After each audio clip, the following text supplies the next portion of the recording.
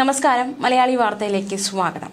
LDF, UDF എന്നീ വാക്കുകൾ മാത്രം ഉയർന്നു കേട്ടിരുന്ന രാഷ്ട്രീയത്തിൽ ഈ രണ്ട് വാക്കുകൾ മാത്രമേ ഉണ്ടായിരുന്നുള്ളൂ എന്ന് വിചാരിച്ചിരുന്ന ആ കാലത്തിന് വിരാമം ഇട്ടുകൊണ്ട് മൂന്നാമതൊരു ശക്തിയായി BJP കേരളത്തിലും പ്രബലമാകുന്നു എന്ന സൂചനകൾ നൽകുന്ന വിധത്തിലുള്ള തിരഞ്ഞെടുപ്പ് ഫലമാണ് കഴിഞ്ഞ ദിവസം ഉണ്ടായിരിക്കുന്നത്.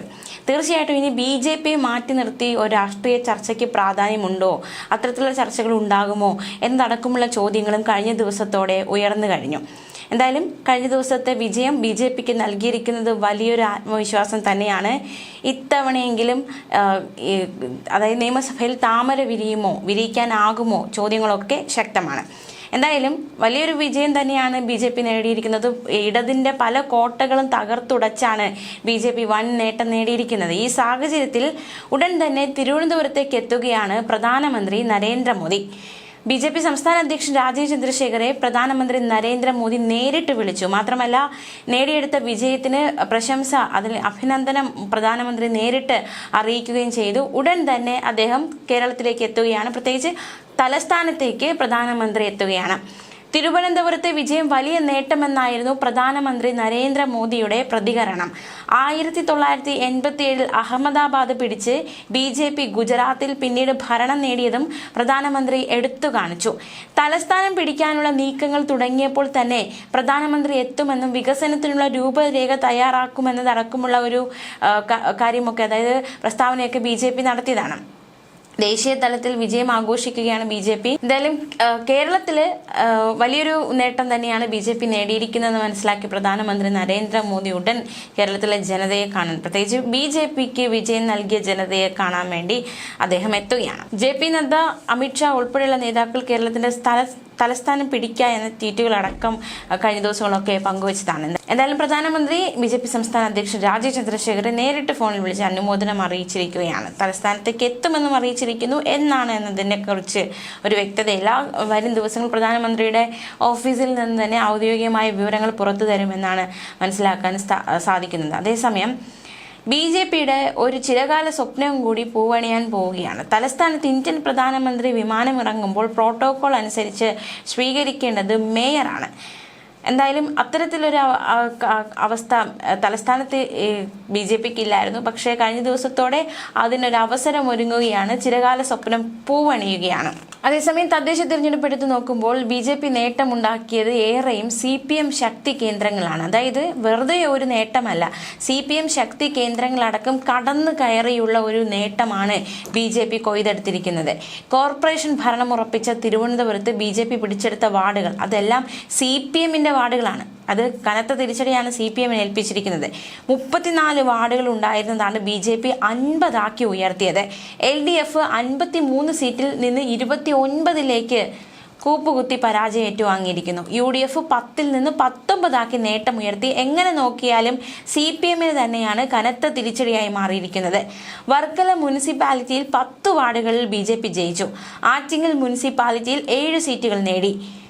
CPM ശക്തി കേന്ദ്രമായ ആലപ്പുഴയിലെ മുനിസിപ്പാലിറ്റികളിലേക്കും BJPയുടെ കടന്നുകയറ്റമാണ് ഇത്തവണത്തെ റിസൾട്ട് ഫലം വരുമ്പോൾ കാണുവാൻ സാധിക്കുന്നത്. ചെങ്ങന്നൂർ, ഹരിപ്പാട്, മാവേലിക്കര മുനിസിപ്പാലിറ്റികളിൽ BJP രണ്ടാമത്തെ വലിയ കക്ഷിയായിട്ടാണ് ഉയർന്നിരിക്കുന്നത്. ചേർത്തല, കായംകുളം മുനിസിപ്പാലിറ്റികളും BJP വൻ നേട്ടമുണ്ടാക്കി. നൂറനാട് ജില്ലാ പഞ്ചായത്ത് ഡിവിഷനിൽ BJP 2ാം സ്ഥാനത്തെത്തി. അപ്പോൾ 8 ഡിവിഷനുകളിൽ BJP 10,000-ന് മുകളിൽ വോട്ടാണ് നേടിയത്. CPM കോട്ടയായ കൊല്ലം ജില്ലയിലെ കരുനാഗപ്പള്ളി, കൊട്ടാരക്കര, പരവൂർ മുനിസിപ്പാലിറ്റികളും BJP ഉണ്ടാക്കിയ നേട്ടം വലുത് തന്നെയാണ്. കോഴിക്കോട് കോർപ്പറേഷനിൽ 13 വാർഡുകളാണ് BJP വിജയിച്ചെടുത്തത്. പാലക്കാട് ജില്ലയിൽ നിലവിൽ ഭരണമുള്ള പാലക്കാട് മുനിസിപ്പാലിറ്റിയിൽ ഭരണസാധ്യത നിലനിർത്തിയതിന് പിന്നാലെ ഷെർണൂർ, ഒറ്റപ്പാലം മുനിസിപ്പാലിറ്റികളിൽ 12 സീറ്റോടെ 2ാം കക്ഷിയായി മാറി. ഇവയിൽ മിക്കയിടത്തും CPM കേന്ദ്രങ്ങളിൽ കടന്നു കയറിയാണ് BJP വൻ നേട്ടം കൊയ്തത്. കഴിഞ്ഞ ലോക്സഭാ തെരഞ്ഞെടുപ്പ് നോക്കുകയാണെങ്കിൽ CPM ആറ്റിങ്ങൽ, ആലപ്പുഴ മണ്ഡലങ്ങളിലെ പാർട്ടി വോട്ടുകളിൽ നല്ലൊരു ശതമാനം BJP അപഹരിച്ചത് CPMനെ ഞെട്ടിച്ചിരുന്നു. പിന്നാലെയാണ് ന്യൂനപക്ഷ പ്രീണന തന്ത്രം പതിയെ CPM മാറ്റിപ്പിടിച്ച് പച്ചയ്ക്ക് വർഗീയത പറഞ്ഞു നടന്ന വെള്ളാപ്പള്ളി നടേശനെ ചേർത്ത് പിടിച്ചുള്ള ഭൂരിപക്ഷ പ്രീണന തന്ത്രത്തിലേക്ക് മാറിയത്. പക്ഷേ അതൊന്നും നേട്ടം ചെയ്തില്ല എന്ന് തന്നെ കഴിഞ്ഞ ദിവസത്തെ തിരഞ്ഞെടുപ്പ് ഫലം സൂചിപ്പിക്കുകയാണ്. ന്യൂനപക്ഷ പാർട്ടികളെയും സംഘടനകളെയും വർഗീയ സംഘടനകളായി മുദ്ര കുത്തുക എന്ന ഒരു നുണവും CPM പുറത്തെടുത്തതാണ്. പക്ഷെ എല്ലാം അസ്ഥാനത്തായി. ഏതായാലും തികഞ്ഞ ആത്മവിശ്വാസത്തിലാണ് ഈ BJP ആയിരിക്കുന്നത്. പ്രത്യേകിച്ച് BJP സംസ്ഥാന അധ്യക്ഷൻ രാജീവ് ചന്ദ്രശേഖരന്റെ പ്രതികരണം UDF-നുണ്ടായ വിജയം താൽക്കാലികം മാത്രമാണെന്നും തിരഞ്ഞെടുപ്പ് ഫലത്തോടെ സംസ്ഥാന സർക്കാരിന്റെ ഭരണപരാജയം വ്യക്തമാണെന്നും BJP സംസ്ഥാന അധ്യക്ഷൻ രാജീവ് ചന്ദ്രശേഖർ. BJPക്ക് കിട്ടിയത് വലിയ മുന്നേറ്റമാണ്. BJP മുന്നോട്ട് വെച്ച വികസിത കേരളം എന്ന ആശയം ജനങ്ങൾ സ്വീകരിച്ചു. തിരുവനന്തപുരം കോർപ്പറേഷനിലെ വിജയം അത് തെളിയിക്കുകയാണ്. കേരളത്തിൽ 20% വോട്ട് നേടിയാണ് BJP മുന്നേറിയിരിക്കുന്നതെന്നും രാജീവ് ചന്ദ്രശേഖർ പറഞ്ഞു. സർക്കാരിന്റെ ഭരണപരാജയം തിരഞ്ഞെടുപ്പ് ഫലം എന്നതോടെ വ്യക്തമായി. ശബരിമല സ്വർണ്ണക്കൊള്ള അടക്കമുള്ള അഴിമതിയുടെ ഫലമാണിതെന്നും അദ്ദേഹം കൂട്ടിച്ചേർത്തു. കോൺഗ്രസിന് കിട്ടിയ ജയം താൽക്കാലികം മാത്രമാണ്. വരാനിരിക്കുന്ന നിയമസഭാ തിരഞ്ഞെടുപ്പിൽ ആരാണ് വരാൻ പോകുന്നതെന്നും ജനം തീരുമാനിക്കുമെന്നും മാറാത്തത് ഇനി മാറുമെന്നും രാജീവ് ചന്ദ്രശേഖർ പ്രത്യാശയോടെ വാക്കുകൾ മുന്നോട്ട് വെച്ചിരിക്കുകയാണ്. പിന്തുണ നൽകിയ വോട്ടർമാർക്കും അദ്ദേഹം നന്ദി അറിയിച്ചു. തിരുവനന്തപുരത്തിന്റെ രാഷ്ട്രീയ നിറം മാറിത്തുടങ്ങിയെന്ന വ്യക്തമായ ചിത്രം തന്നെയാണ് കോർപ്പറേഷനിൽ BJP നേടിയ വൻ വിജയം. തിരുവനന്തപുരത്ത് LDF ഇല്ലെങ്കിൽ പിന്നെ ആര്? ഈ ചോദ്യത്തിന്റെ മുന ഒടിഞ്ഞു. ഉത്തരം BJP ആണ് എന്ന് തെളിയിക്കപ്പെട്ടിരിക്കുന്നു. കോൺഗ്രസിന്റെ അടിത്തറ തലസ്ഥാനത്ത് ക്ഷയിച്ചു. BJP ശക്തമായി. LDF വോട്ടുകൾ മുന്തിയ തോതിൽ NTയിലേക്ക് പോയി. എന്തായാലും വലിയ തിരിച്ചടി തന്നെ നേരിട്ടിരിക്കുന്നു. ഭരണവിരുദ്ധ വികാരം തന്നെ കഴിഞ്ഞ ദിവസത്തെ തിരഞ്ഞെടുപ്പിൽ നിന്ന് മനസ്സിലാക്കാൻ സാധിക്കുന്നു. LDF സർക്കാരിനെതിരായ ഭരണവിരുദ്ധ വികാരം ഈ തിരഞ്ഞെടുപ്പിൽ വ്യക്തമായിട്ടുണ്ട്. പണ്ടൊക്കെ തദ്ദേശ തിരഞ്ഞെടുപ്പിൽ പ്രാദേശിക വിഷയങ്ങളെ ചർച്ചയാകാറുണ്ടായിരുന്നുള്ളൂ. പക്ഷേ ഇന്നത്തെ സ്ഥിതി അങ്ങനെയല്ല. സോഷ്യൽ മീഡിയ വളരെ ശക്തമാണ്. അതുകൊണ്ട് തന്നെ ഏത് ചെറിയ കാര്യവും തിരുവനന്തപുരം മുതൽ കാസർഗോഡ് വരെ ചർച്ച ചെയ്യും. അതുകൊണ്ട് ഈ തിരഞ്ഞെടുപ്പ് വോട്ടർമാർ രാഷ്ട്രീയമായി കൂടി തന്നെ കണ്ടുവെന്ന് വ്യക്തം. സർക്കാരിനെതിരെ ഉയർന്ന വിഷയങ്ങളൊക്കെ അവരെ സ്വാധീനിച്ചിട്ടുണ്ട്. ശബരിമല വിഷയം തന്നെയാണ് ഏറ്റവും വലിയ തിരിച്ചടിയായി സർക്കാരിന് മാറിയിരിക്കുന്നതെന്ന കാര്യത്തിൽ സംശയമില്ല. സർക്കാർ വിരുദ്ധ വികാരമാകട്ടെ രണ്ട് രീതിയിലാണ് പ്രതിഫലിച്ചിരിക്കുന്നത്. അതിന് UDF-ഉം NTAയും ഒരുപോലെ ഗുണഭോക്താക്കളായി മാറിയിരിക്കുന്നു. LDF-നെതിരെയുള്ള ജനവിരുദ്ധ വികാരം ഈ രണ്ട് മുന്നണികൾക്കും, അതായത് UDF-നും NTAയ്ക്കും കിട്ടിയ വോട്ടുകൾ ഒന്ന് കൂട്ടി നോക്കിയാൽ മനസ്സിലാക്കാവുന്നതേ ഉള്ളൂ. വോട്ട് ഷെയറും എന്തായാലും LDF-ന്റെ പതനം എത്ര വലുതായിരുന്നു എന്ന് നമുക്ക് മനസ്സിലാക്കാൻ സാധിക്കുന്നുണ്ട്. എന്തായാലും ഇതൊരു ചെറിയ പരാജയമെന്ന് നേതാക്കൾ വിലയിരുത്തുമ്പോൾ പോലും വരുന്ന നിയമസഭാ തിരഞ്ഞെടുപ്പിൽ ഇത് ഒരു ചെറിയ പരാജയമാണോ അതോ വലിയ പരാജയമായിരുന്നോ എന്നടക്കമുള്ള കാര്യങ്ങളിൽ ഒരു വ്യക്തത വരുത്താൻ സാധിക്കും. എന്തായാലും സ്വർണ്ണക്കൊള്ള വിവാദം, ശബരിമല വിവാദങ്ങൾ, ഇതൊക്കെ NTAയ്ക്കും UDF-നും വലിയൊരു വിജയമായി മാറിയിരിക്കുന്നു.